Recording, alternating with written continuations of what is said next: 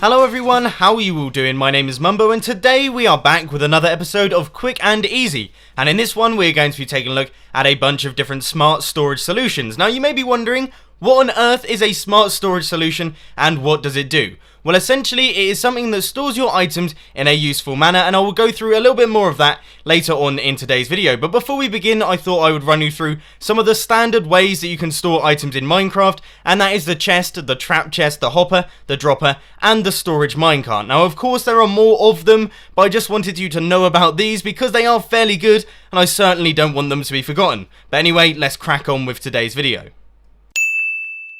This first design is a very quick and easy to build armor equipper. As you can see right now, I am completely naked, exposed to the elements. However, when we walk up to this thing, you will see I get my armor equipped and I've become a knight in shining armor. Now to build this one, all you need is 4 dispensers and 1 pressure plate. You want to just head over here and place a dispenser facing upwards with a pressure plate on top. It can be any kind of pressure plate.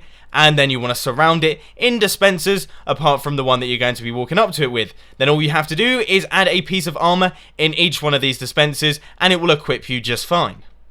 Now if this one doesn't quite fit your fancy, I have got a bunch of different armor equippers on my channel, a huge number of designs. Some of them are a little bit more complicated than others, but I am sure you will find something that you like. So I will include links to all of those in the description and also on the screen so that you can check those out for yourselves.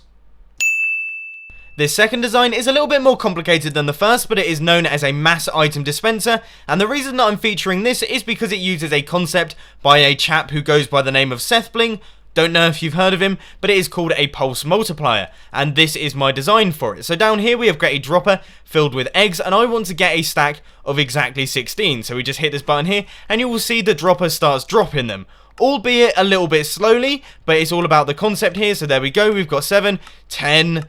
and then 12, and hopefully, fingers crossed, we get exactly 16, and there we go.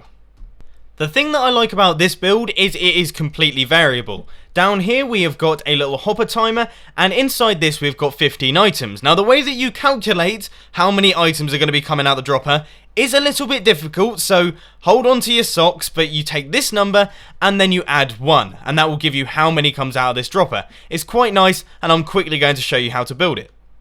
So you want to get things started with a 6x2 area. The first thing that we're going to be doing is creating our hopper timer. So you want to place 2 hoppers running into one another, and then a comparator running out into a block with redstone dust on the top, a sticky piston facing in this direction with a redstone power block on its face, and then a comparator facing in this direction, block, redstone dust, and a regular piston. Now we're going to be doing the little clock circuit, so you want to place a block like this, a sticky piston with a redstone power block on its face, another hopper timer, and this one is slightly off-centered with a comparator running out into your block. Now this one here is going to be your output block, and this one is going to be your input, so just keep that in mind.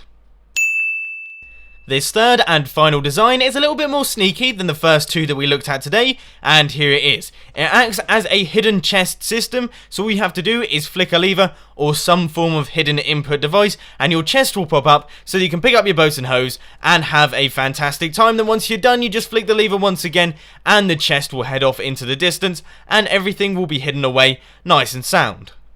Here is the redstone behind it. As you can see, it's a little bit of a mess, but I am going to try my best to explain how to build it. The actual circuits themselves aren't really that complicated, but they do take quite a lot of space. For example, the minecart track, it's really a space killer, which is a shame, but anyway, let's crack on with that tutorial.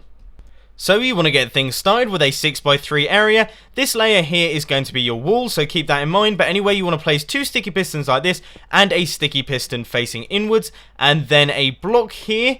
And you want to take your rails, and this is quite important. You have to do it in this specific order. So that is 2 rails like this, a powered rail here with a block at the end, and then you want to place 2 powered rails, take out that block and replace it with a block, and that should work fine.